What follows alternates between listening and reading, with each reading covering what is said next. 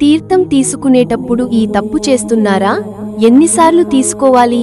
తీసుకున్న తర్వాత హిందూ సంప్రదాయంలో పూజా కార్యక్రమాల అనంతరం తీర్థం, ప్రసాదాలను స్వీకరించడం అత్యంత పవిత్రమైన ప్రక్రియగా పరిగణిస్తారు. తీర్థం అంటే కేవలం నీరు మాత్రమే కాదు, అది మంత్రశక్తితో నిక్షిప్తమైన దైవిక శక్తి. పురోహితులు తీర్థాన్ని ఇచ్చేటప్పుడు చాలామంది తెలియక కొన్ని తప్పులు చేస్తుంటారు. దీనివల్ల ఆ పవిత్ర జలం పూర్తి ప్రయోజనం లభించదు.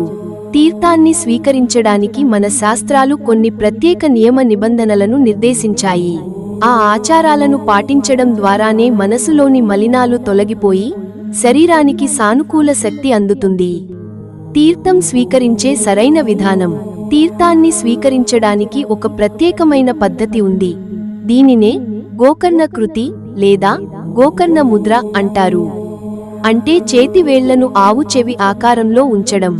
ఇందుకోసం చూపుడు వేలును బొటనవేలు చివరి భాగాన్ని తాకేలా మడిచి బొటనవేలిని దానిపై ఉంచాలి. మిగిలిన 3 వేళ్లు నిటారుగా ఉండాలి. ఇలా దోసిలి పట్టినట్లుగా ఉంచి పవిత్ర జలాన్ని అరచేతి మధ్యలో స్వీకరించాలి. తీర్థాన్ని స్వీకరించేటప్పుడు ఎలాంటి శబ్దం చేయకుండా అత్యంత భక్తి శ్రద్ధలతో తాగాలి. ఇలా చేయడం వల్ల ఆ దైవిక శక్తి మన శరీరంలోకి ప్రవేశిస్తుంది. ఎన్నిసార్లు తీసుకోవాలి? సాధారణంగా మనం ఇంట్లో పూజ చేసిన తర్వాత 3 సార్లు తీర్థాన్ని తీసుకుంటాము. అదే దేవాలయాలలో అయితే ఒకసారి స్వీకరించడం పరిపాటి. తీర్థం తీసుకునే సమయంలో అకాల మృత్యు హరణం, సర్వవ్యాధి నివారణం, సర్వ దురితోపశమనం, విష్ణు పాదోదకం శుభం అనే మంత్రాన్ని పఠించాలి.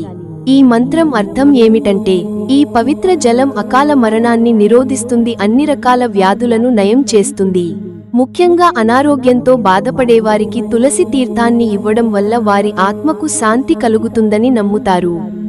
తీర్థం తీసుకున్న తర్వాత, తీర్థం స్వీకరించిన వెంటనే చాలామంది తమ తడి చేతులను తలపై రుద్దుకుంటారు. అయితే శాస్త్రాల ప్రకారం ఇది సరైన పద్ధతి కాదు. తీర్థం తీసుకున్న తర్వాత చేతులను తలపై రుద్దడం వల్ల ఆ పవిత్రతకు భంగం కలుగుతుందని పండితులు చెబుతున్నారు. దీనికి బదులుగా 2 అరచేతులను ఒకదానికొకటి రుద్దుకోవాలి లేదా ఆ చేతులతో కళ్లను అద్దుకోవాలి.